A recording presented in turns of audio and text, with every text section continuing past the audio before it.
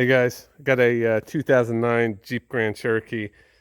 The wheels were making a humming, which tells me that I have to replace the wheel hub. So I'm going to show you how to do it. Obviously, car's in the ground. First thing to do is jack it up, get the wheels off. All right, so I got the wheel off.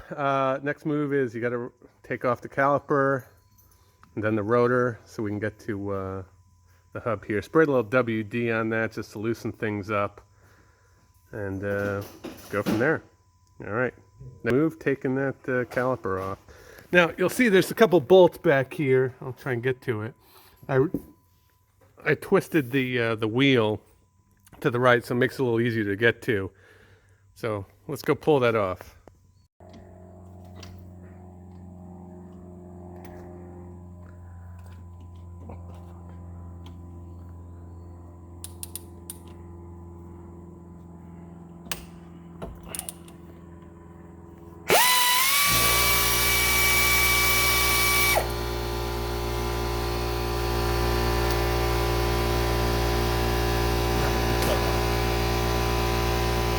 Got that fire here. Am I gonna?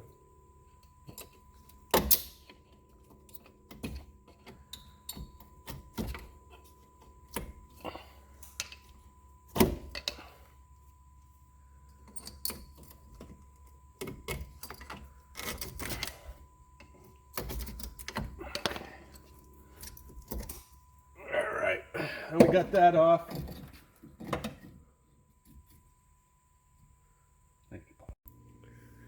All right, guys, so we got the first part of the caliper off.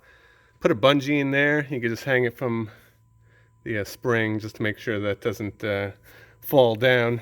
Now you want to take these two bolts off here. Let's see if I could zoom out a little bit. There's these two guys here. So I'm going to pull those off now. All right, so we were able to remove that. There's the two holes there we just backed out. Now we got to take the rotor off. Now with these Jeeps, you'll see there's an O-ring in here. You got to remove that O-ring to get this off. Don't forget to do that or you're going to have a heck of a time trying to pull that off. So let's go ahead and do that. So I got to try and pull this pick off. I got a little tool here. Helps it get a little easier.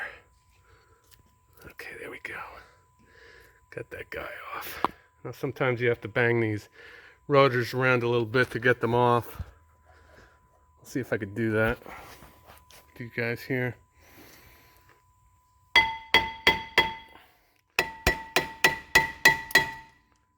don't know what that was.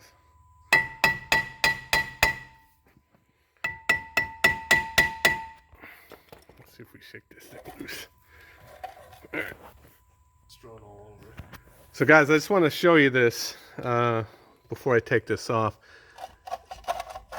That's the noise this bearing's making.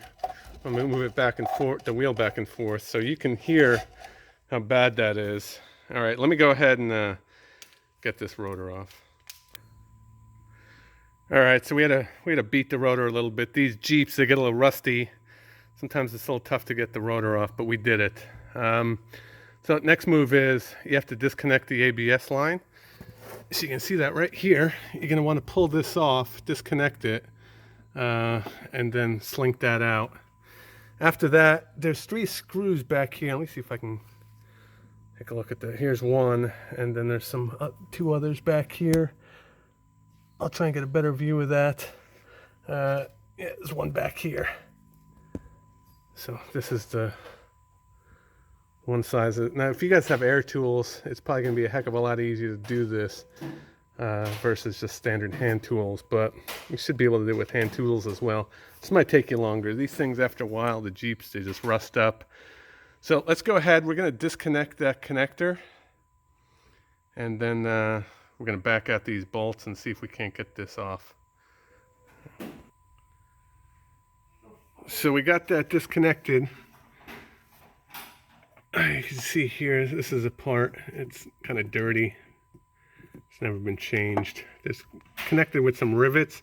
So you got to pop these out every so often and just loosen that up, get everything out, and then we'll back those screws out.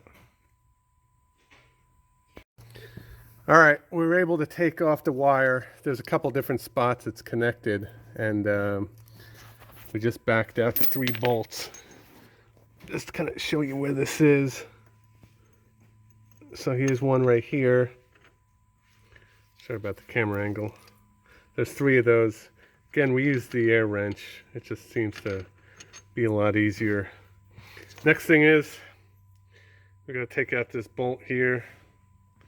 That connects the hub to the axle. That's a 36 millimeter. We're going to back that out now. And then the rest of this should come off pretty easy, hopefully. Alright guys, now we're going to take this off, or attempt to, see how it works.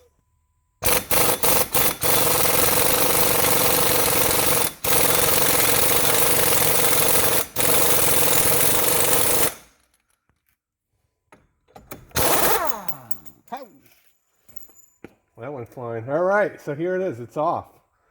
And next thing we got to do is pull this beast off. So we'll see how easy that is. Alright guys, a little trick here. So what you do is you screw this back on a little bit, and then you hit it, give it a couple of whacks.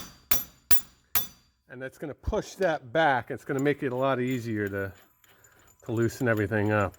So I just want to point that out. Alright, so let's pull this sucker off and put the new one back in. Alright, so we got it off. I had to beat it like it owed me money, but it finally came off. And this is what it looks like all apart. So now the trick is to do everything in reverse and put it back on. So with that said, here's the piece. I got this from TRQ, Trusted and Reliable Quality. They're about the cheapest I saw. They got a lifetime warranty on it.